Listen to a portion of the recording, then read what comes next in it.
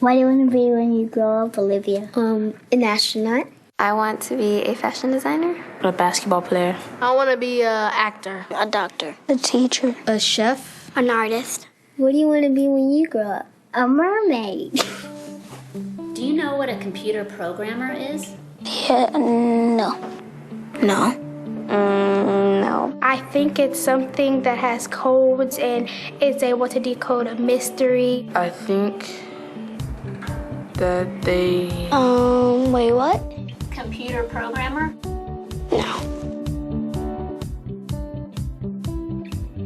Nowadays, just about everything requires some form of programming. So, what is it? Programming is basically explaining to a computer what you want it to do for you.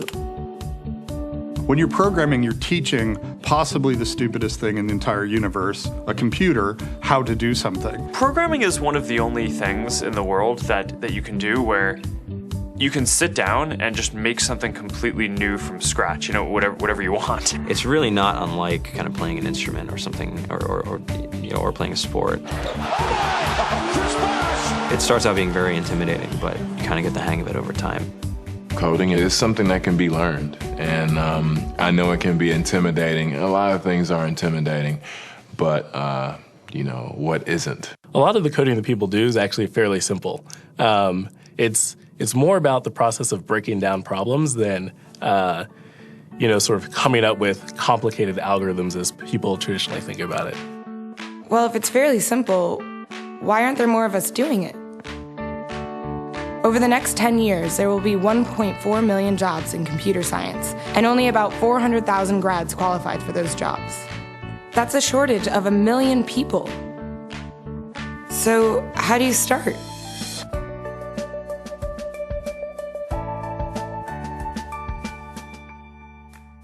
I was obsessed with maps when I was a kid, and cities specifically. So I taught myself how to program. I had a very clear goal of what I wanted to do, which is to see a map of the city on my screen and play with it. Put things on the map, move things around the map. See what was happening in the city, how it worked, how it lived, how it breathed. The best early thing was actually using software to decide when the classes in my school would meet, and that put me in a position to decide which girls were in my class. The first program I wrote asked things like, what's your favorite color? Or how old are you? I first learned how to make a green circle and a red square appear on the screen. The first time I actually had something come up and say, hello world, and I made a computer do that. It was just astonishing. When I finally learned a little bit of programming, that blank wall resolved into a bunch of doors. And you open them, and finally you start to open enough doors that the light comes in. And to me, a finished program is like a structure filled with light. All the corners are illuminated. You understand the structure of it. It's a really serene feeling to have completed that.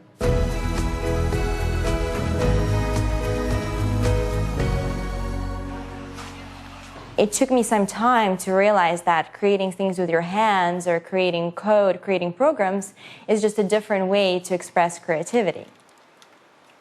I think right now there's a big emergence of the culture of making. People who make their own scarves and hats, people who write their own apps. Now it's just limited by your imagination and sort of what kinds of ideas what kind of understanding can you build into the computer so that it can do these things that were previously impossible.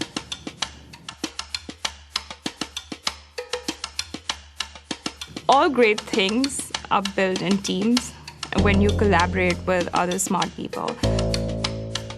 You're testing your ideas, you're stimulating each other. That's what makes us successful. It's not some flash of brilliance by somebody who then codes 24 hours a day for 3 weeks. It's what happened. The magic happens when we're all on the same page, collaborating and building something together.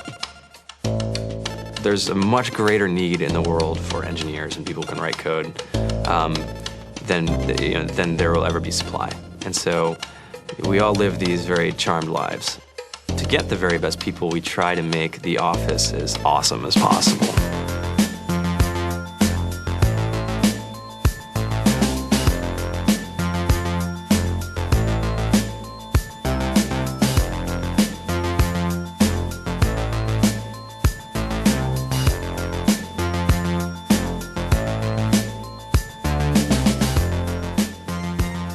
We have a fantastic chef, Free food, breakfast, lunch, and dinner. free laundry, snacks, even places to play and video games and scooters. There's all these kind of interesting things around the office and places where people can play or relax or go to think or play music or be creative.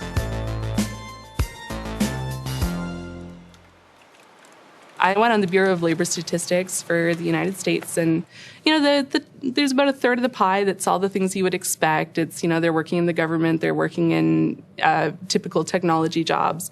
But then, like, the rest of the pie, and it was the majority of the pie, just split down into these little teeny slices of every industry imaginable. And what it is, computers are everywhere. You want to work in agriculture?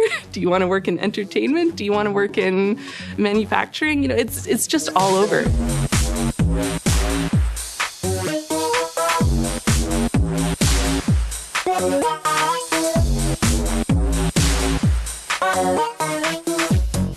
Here we are, 2013. We all depend on technology to communicate, to bank, information, and none of us know how to read and write code. So you guys, what else? Who else has an idea of what we can change with our programming? What else can we do? Tiffany? What I saw my students take away from using Scratch and programming in our classroom is that they were willing to push through problems. It really builds critical thinking, it builds problem solving, and it's something that they can then apply to math in the classroom or their reading skills. We integrated science with this programming, and I saw my scores go up 30%. When I was in school, I was in this after-school group called the Whiz Kids. And when people found out, they laughed at me and, all these things. And I'm like, man, I don't care. I think it's cool. And, I'm learning a lot. And some of my friends have jobs. It's important for these kids. It should be mandatory to be a citizen on this planet, to read and write code. I just think you have to start small, right? And I think that's one of the biggest misconceptions about computer science and programming overall is that you have to learn this big body of information before you can do anything. You don't have to be a genius to know how to code. You need to be determined. Addition, subtraction, that's about it. You should probably know your multiplication tables. You don't have to be a genius to code. Do you have to be a genius to read? Do you have to be a genius to do math? No. No.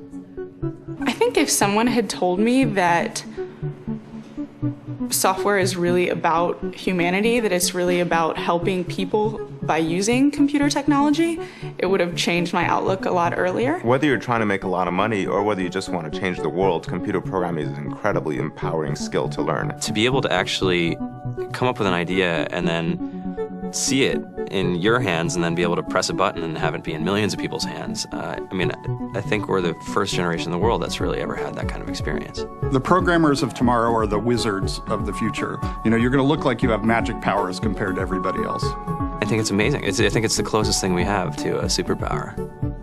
Great coders are today's rock stars. That's it.